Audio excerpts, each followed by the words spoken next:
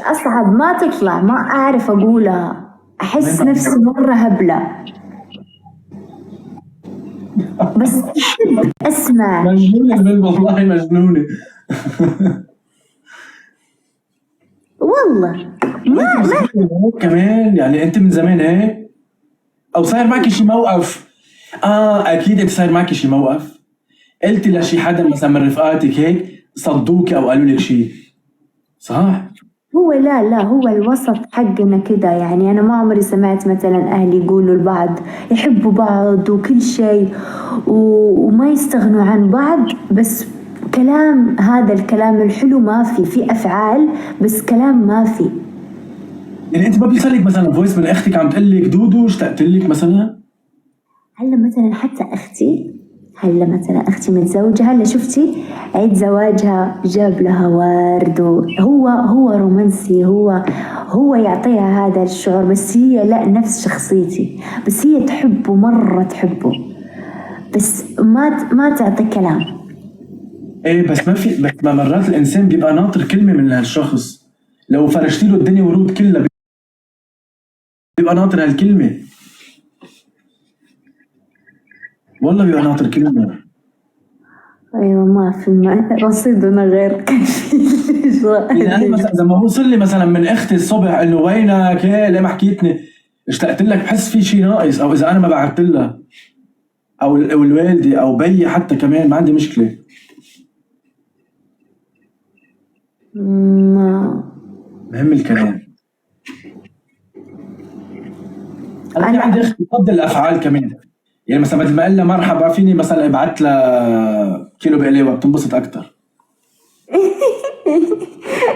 لا، أنا أحب أسمع كلام، أحب الجستات الحلوة كده، يعني كده الأشياء هذه الجستات مرة أحبها، أحب المفاجآت، مرة وأقدر. شوف، في شيء تاني فيا، إنه يبين للشخص إني أنا ما أقدر هذه الأشياء، بس أنا من داخلي مرة مقدرة لكثير أشياء حتى ما أنساها. يمكن الشخص يروح خلاص، ما يضل تواصل، بس أنا أضل متذكرة الأشياء هذه البسيطة اللي يمكن هم نسوها. حلو. طب هو كيف بده يعرف هالانسان انه انت مقدره؟ أيوة، ما هذا ما بيعرفوا، بيشوفوا إني أنا مثلا شايفة نفسي متكبرة، أو أنا حاسبة نفسي آخر حبة، بس لا، أنا بالعكس، أنا شايفاهم شيء كبير، بس ما بيبين علي إني أنا شايفتهم شيء كبير، ما بيبين. طب دعاء، عمرك صار معك هالموقف مثلا حدا عمل معك هي مثلا هالشيء بس زعل فل لانه هو فاهم انه انت مثلا مش مقدره، أيوة خسرتي صديق؟ أيوة شو بتعمل والله؟ وفي شيء تاني، إنه أنا قد ما كانت معزتي لهذه الأشخاص وحبي لهم، تمام، ما أقدر أبدا أبدا أبدا لما نتخاصم أنا أرجع أحكي أبدا، لو ضل هذا الشيء سنوات. بس لو غلط هيك. لو سنوات، لو سنوات خلاص. إذا الإنسان مثلا، إذا مثلا أنت بطلت تحكيني، ما تتوقع مني أبدا، مهما ممكن أموت، أنا متعذبة، أقطع شراييني بيني وبين نفسي، بس إني أحكيك مستحيل لو تظل هناك لين 20 سنة. انت اول شخصيه بتقطع بحياتي هيك على فكره، اول شخصيه بتحكي هيك. ما في انسان مش ممكن يوصل لمرحله يقول بدي أحكي. حتى أكون منهارة، يعني أنا لما أخسر شيء أكون منهارة، ما يبين علي حتى إني أنا كذا، أكون منهارة مرة، بس ولا أقدر.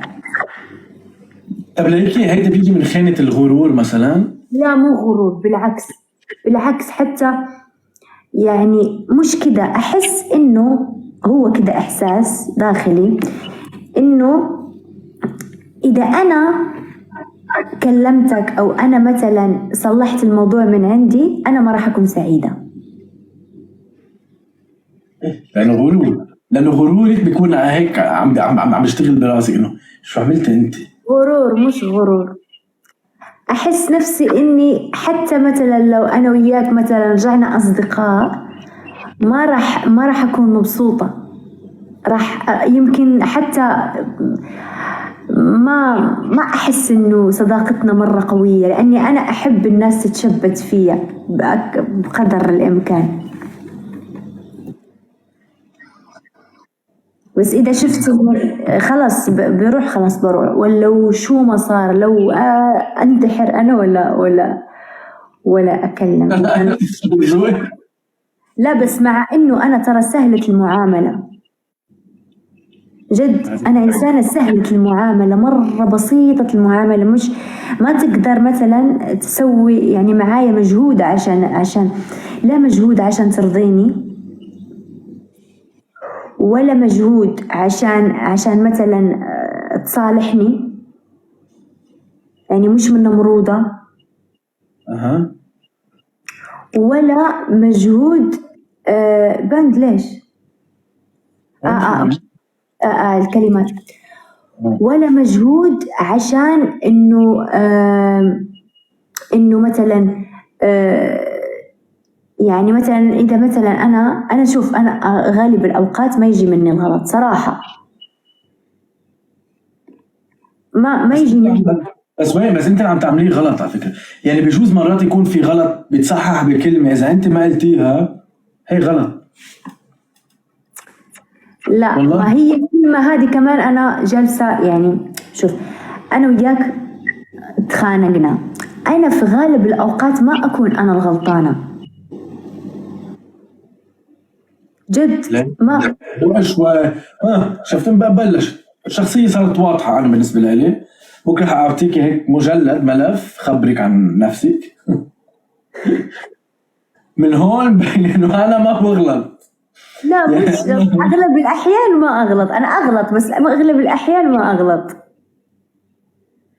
لأني ترى بسيطة في معاملتي، بسيطة. أقول لك شيء، أنا من النوع اللي الناس تسوي أشياء كثيرة وأنا أنتظر الشيء البسيط اللي ما فيه مجهود، فهمت؟ أوكي. يعني ممكن الناس مثلا تشوف شخصيتي تقول هذه ما يرضيها شيء لازم أسوي لها ما بعرف شو، ويصيروا يشوفوا كثير كثير كثير كثير أشياء إلا الشيء مثلا البسيط اللي أنا أبيه، كلمة أو فهمت؟ يعني مثلا أكون متخاصمة مع صديقتي، في صديقة زمان تخاصمنا، وإذا بقول لك صديقتي هذه كنا أصدقاء، فسوت معايا حركة، سوت كل شيء، بررت، بعثت لي يعني تبريرات كثيرة، سوت كثير أشياء، إلا إن اعتذرت يعني ما اعتذرت. هذا الشيء اللي أنا بدي ما سوته، إنه أنا طيل هالسنوات أنتظرها شو تعتذر، سوت كل شيء إلا إنها تعتذر. بس بلكي هي قصدها إنه بتبريرها لإلك وكل اللي عملته قصدها إنه هي عم تعتذر كمان. أنتظر بس لو هي اعتذرت لي أنا كنت نسيت كل شيء، وما كان في داعي تعمل ولا أي حركة تانية، ولا أي حركة ولا أي تبرير، بس تعتذر لي، تقول لي أنا آسفة سويت لك كده كده، أنا آسفة، خلاص بتكون كأني ما سوت لي شيء. فهمت كيف؟ أعطيتك هلا مثال. بس شخصيتك مرة صعبة. في صديقات بالعكس، ما أنا شو بقول لك، أنتوا بتشوفوها صعبة بس أنا شو أو بدي أتخيل إنه أنت جدا طلعتي شخصية جدا معقدة، أو جدا يعني لهالدرجة هينة، لا يعني في مشكلة يعني. لا أنا بس تعتذر، لو مثلا بس اعتذرت مني أنا كنت رجعت عادي.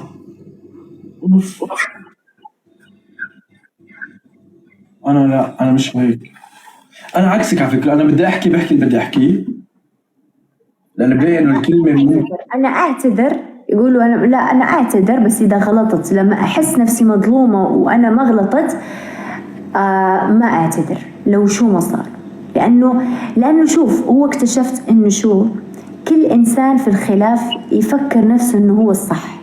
فعلا. فإذا جيت مثلا حكيتك، مثلا أنت متخاصم مع داريا، جيت حكيتك أنت راح تقنعني، أقول لك ليش سوى كذا، وإذا رحت عند داريا راح تقنعني كمان كل. فهم شو، كل واحد جالس يحكي على الشيء اللي وجعه. برافو عليكي، برافو. أيوة. برافو.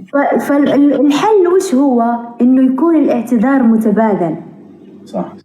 بس المشكلة فين؟ مين اللي راح يجي يعتذر؟ كلامك جواهر اللي عم تحكيه روعة، وصلتي مسج كان عبالي وصلها من زمان هيك الموضوع. أيوة، عشان هو الناس كده، ما حد راح يجي يقول لك إنه، مشان هيك بقول لهم دائما لا تسمعوا للطرف واحد، ولا تسمعوا للطرف لا، جمعوا الطرفين.